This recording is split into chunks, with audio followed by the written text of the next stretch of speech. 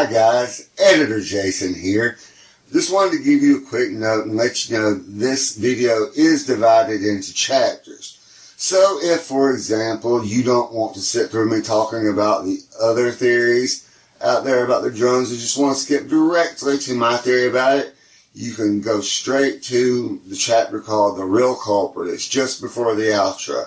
Alright guys, let's do this thing. By now we've all heard the reports and seen the videos of these strange drones being sighted all along the eastern and western coasts of the United States of America. And we've heard all kinds of different ideas about what these drones are, where they're from, and what they're up to. Everything ranging from UFOs, that are also known as UAPs, to foreign surveillance drones, to U.S. military drones, to even crazy conspiracy theories like Project Bluebeam. Hi guys, Jason Bodine coming at you once again from Gadsden, Alabama. Welcome back to my channel. We'll get to those theories in a minute, as well as talk about what I really think is going on. But first, let me ask you to do me a quick favor and click that like button to help this video get into the algorithm. And also, please click the subscribe button and the notification bell if you want to see more videos like this and always be notified when new videos come out. Now, let's talk about drones. When lights first started appearing in the sky over New Jersey, a lot of people immediately jumped to the UFO or UAP hypothesis. And it's not hard to see why. They were unidentified and they were flying. But while I do believe that the UFOs are genuine and they may be from another civilization, I don't think that's what we're seeing here. Now, a lot of people still do, because some of what has been seen genuinely does fit that description. Orbs in the sky that are coming out, and some of them coming out of the ocean, moving at impossible speeds. And a lot of people think that these things might be the same because they're avoiding detection through things like not putting off any heat, which drones normally do. So I can understand why that, but there are several things that speak against that. Okay, first of all, when you put these two things together side by side, it's plain to see that one of these things is not like the other. The genuine UAP has a shape that is not conducive to flight, that somehow manages to stay in the air anyway. It has no visible means of propulsion, and it's moving at impossible speeds, and it seems to be able to go from air to water with no problems whatsoever. And some of what's being seen does fit that description. However, when you look at the other side, at what people mostly refer to as drones now, you see that this thing looks clearly man-made. And it's got FAA approved lights, it's got visible means of propulsion, a clearly defined shape that a lot of them look like fixed-wing aircraft, and they are evading detection in strange ways, like not putting off heat and turning off their lights when something approaches them. But that does not mean they're UFOs. I mean, in fact, the whole thing about not putting off heat, which is what's mystifying people, we have technology that can do that now, that can hide a heat signature and make a drone or any other vehicle match the ambient temperature. It's called adaptive technology. It's a form of camouflage. So I don't think that UAPs are the likely explanation here. The next two theories I want to discuss about these drones are that they are either 1, foreign surveillance drones, or 2, U.S. military drones. Our government has recently put out a statement saying that they can confirm that they are neither of these things, but that they don't know what they are and where they're from. Now, that statement from our government brings to my mind a line from the 1990s TV series Babylon 5. in which Captain John Sheridan, played by Bruce Boxleitner, says, "Always wrap a lie inside of truth. Makes it easier to swallow." Because I think that that's what's going on. I think that the lie is that they don't know where these drones are from, and that the truth is that they are not foreign surveillance drones or U.S. military drones. And the reason that I think that they're telling the truth about that is not because I think that the Biden administration is full of paragons of virtue. Far from it, believe me. No, I believe they're telling the truth about that for the simple reason that there are just way too many problems. In the case of the foreign drones, the two big problems are to our east and western flanks. These are the Atlantic Ocean and the Pacific Ocean, respectively. In order for foreign drones to get into our country, they would either have to be coming across the northern or southern borders, and somehow, all things considered, I don't think that Canada and Mexico would allow that to happen.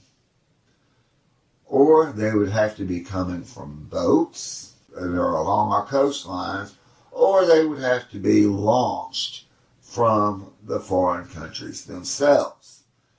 Now, the problem with the idea of the boats is that there are a lot of drones, and some of them are as big as SUVs. For that many drones of those kinds of sizes to be coming in, the boats that they would have to be based on would have to be on the order of aircraft carriers. Either that, or they would have to be on a whole bunch of smaller boats. And see, you can see the problem with that. We may not have the best drone detecting technology, but we do have technology that can detect those types of ships. And we have Coast Guard and Navy personnel that know how to use them. And nothing like that has been detected at all. And the problem with launching them from foreign countries is that the drones that we know of today all use lithium-ion batteries and do not have a very long flight time before they need to be recharged. That means that in order for a drone to be launched from somewhere like China or Russia or Iran or whatever other country, these drones would have to be powered by nuclear-powered batteries.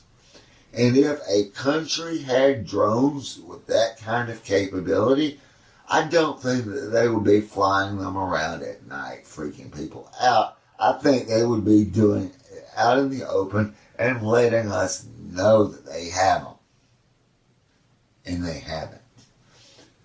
And the problem with this being United States military drones is that it just doesn't make sense.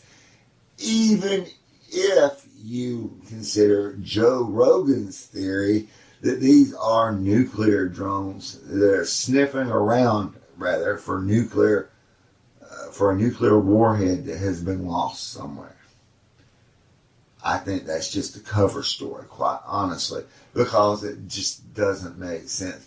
Why would our own drones, A, turn off their lights whenever they're approached, B, use technology to hide their heat signatures so that they couldn't be tracked and followed, or C, close down U.S. military and civilian airspace? It just doesn't make sense. Even if, or especially if, they are searching for lost nuclear warheads. Now, I would think that instead of doing that and creating panic in the public, that they would come up with a better cover story. Something like saying that it was a military exercise like Jade Helmet was. That way you could explain these things being seen in the sky and nobody's going to panic. But they haven't done that either. So it just does not make sense for these to be either foreign drones or U.S. military drones. I'll get to who I think is the real culprit behind these drones in just a few minutes, but first there's one more theory we need to cover that's been floating around out there about these drones. And it is one that is so ridiculously absurd that I can't believe there are actual intelligent people out there considering it as a possibility. I am, of course, referring to Project Bluebeam. I'm not going to cover that Project Bluebeam conspiracy theory in detail because debunking it would be a whole video by itself. But to sum it up, Project Bluebeam is a project supposedly designed to convince the world to abandon their religious beliefs and band together under a totalitarian world government that is united by a single New Age religion.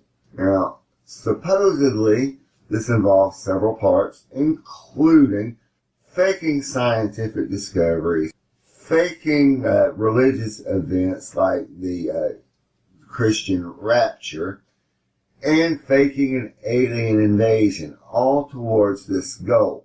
And while I don't doubt that there might be somebody out there crazy enough to try this, there are so many problems with pulling it off that it's just ridiculous. Okay, first of all is the origin of this conspiracy theory. This theory is actually based off of an unproduced Star Trek movie that Gene Roddenberry wrote back in 1975.